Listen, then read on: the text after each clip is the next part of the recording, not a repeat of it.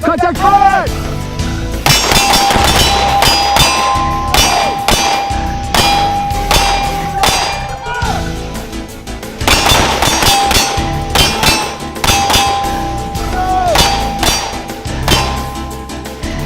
Malfunction!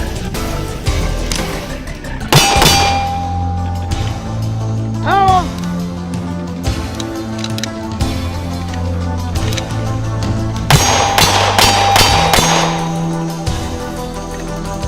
Coming up!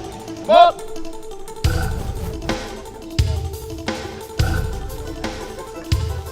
Contact front!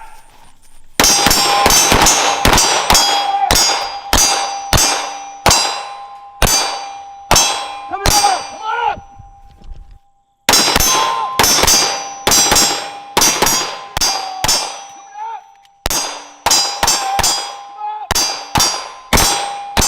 Reload! Oh shit! Go to knives! We're fucked! Fall back!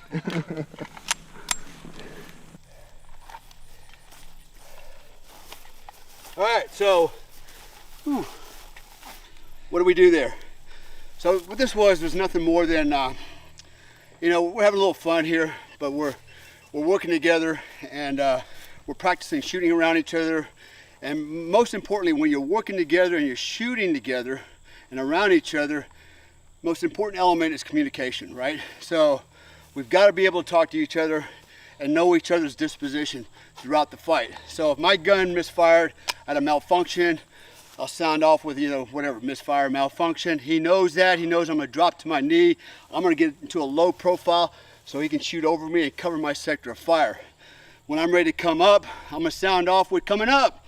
And he's gonna say, come on up. And if he's close enough, he's gonna grab me and pick me up. All right, give me that positive, you know, that positive control coming out, positive affirmation that it's all clear to get up. So then whenever he, you know, he had a, I think he had a reload. He said reload. Now, did he have to take a knee? No, but he could, because it depends on the array of targets in front of us. It might be prudent for him to get down or move back out of the way so that I can cover his sector fire till he gets back in the fight. So it's all about teamwork. It's all about communication. You can do this with your, you know, your spouse, family members, but don't do this until you know what you're doing and you're good at it and you're proficient at it, right? I would recommend dry fire the hell out of this. You don't have to shoot bullets. You can do the same thing. You can simulate it just with verbal, you know, verbal commands, verbal sounds, laser guns, assert guns. Sure. But you know, this is pretty advanced. But Joe and I have been working together. Man, we've been together since at least 2003, 2004. And so we've been through the same trainings, been down range together in combat. So we kind of know what the other guy is going to do. We trust each other's skills, and we also understand, you know, we understand the vernacular of the language. You know, when he says, you know, malfunction or reload, I already know he's probably going to go down, and if he don't, doesn't matter. I still got to cover his sector. Hey, it's Jimbo over here at TRS Survival with another tip for you. This may be one of the most important tips you ever get if you're ever caught in an urban meltdown. You know, like say there was a complete breakdown of our modern society, like if the power grid went down for a long time or something like that. Our own government estimates that within 6 months of a massive power grid failure, a shocking 90% of urban Americans will die. Are you ready for something like this? Most guys aren't, or they think they are, but they're really not. Mainly because they've been listening to and getting bad advice from the wrong people. Because while some folks will band together and help each other, most people will simply panic and resort to looting, brutality, and even murder to survive. You can imagine how desperate and dangerous things are going to get, which is why I brought in former Delta operator and Green Beret, Dale Comstock, to give you the real scoop. Dale's been a combat soldier for over 30 years, and he's seen up close and personal what really happens when a modern society like ours suddenly comes to a crashing halt. It's not pretty, and the survival of you and your family will have little to do with bushcraft skills or what kind of tree bark is safe to eat. So Dale will show you 2 vital survival tips. Number 1, he'll show you exactly what gear and supplies you should pack in your bug out bag or rucksack, and it's probably not what you think.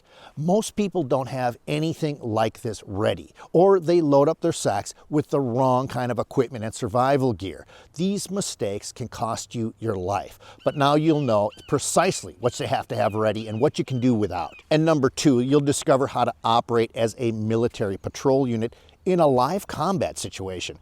Okay, these are advanced military combat tactics almost never taught to civilians. It's intensive instruction that will have you and your buddies or your family operating like a well-oiled combat-ready commando unit. Okay, I wish I could show these videos to you right here, right now, but I can't. I can't risk having my channel banned. But you can get them all for free. Just click on the link in the description. I'll see you there.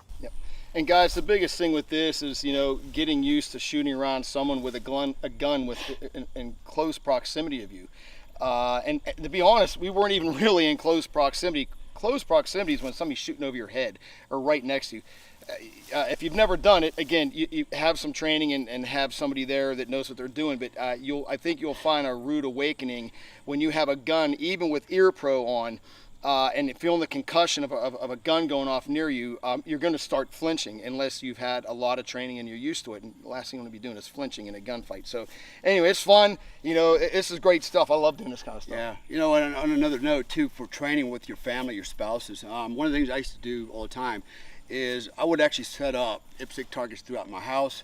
I would have, you know, my wife in the far room with a SIRT pistol or a SIRT bolt in an AR-15, a laser, and basically have her run, you know, run through the house day and night with white lights, with lasers, and basically visually engage targets throughout the house, right? So it's a great training mechanism.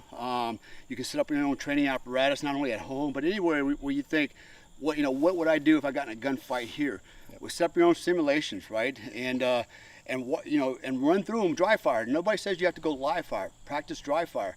And in fact, marksmanship training, I would argue, is about 90% dry fire and 10% live fire. 90% of marksmanship training is actually going out and practicing without bullets in your gun. Building the fundamentals, the mechanics. You know, when we talk about martial arts, we talk about forms and katas, these movements. And the reason we're doing that is we're developing the nervous system so that it does the same thing every time. The punches are exactly the same way, the kicks are the same way, and it's the same thing with firearms. We're doing the same thing through repetition. It's a form and it's a kata. It's a martial art in its deadliest form, and we're doing the same thing. We're practicing with a weapon, and we're developing the nervous system to do the same thing over and over. On a side note, guys, you see us shooting at steel. A couple things. One, if you're going to shoot at steel, high quality. These targets from Action Target, they're expensive. You don't want to get too close to steel. I'd say 5 yards is about the closest, and I've seen people shoot closer. Me personally, 5 yards is about as close. Dale and Ashley and I were probably about 7. I've been hit with splashback before, and I'm sure Dale has. If you start shooting at steel and it starts to get pitted, it's time to find some new steel. That's how rounds come back at you. I've actually got hit between my finger years ago with some splashback. So anyway, safety, safety, safety, guys. Hey, if you enjoy what we're doing here, watch more videos and ring the bell. Thanks for watching our video lessons here at TRS Direct. Hit the like button down below and consider subscribing to our channel here on YouTube. Hit the bell icon and we'll send you a notification when there's a new lesson available. Thanks again for watching.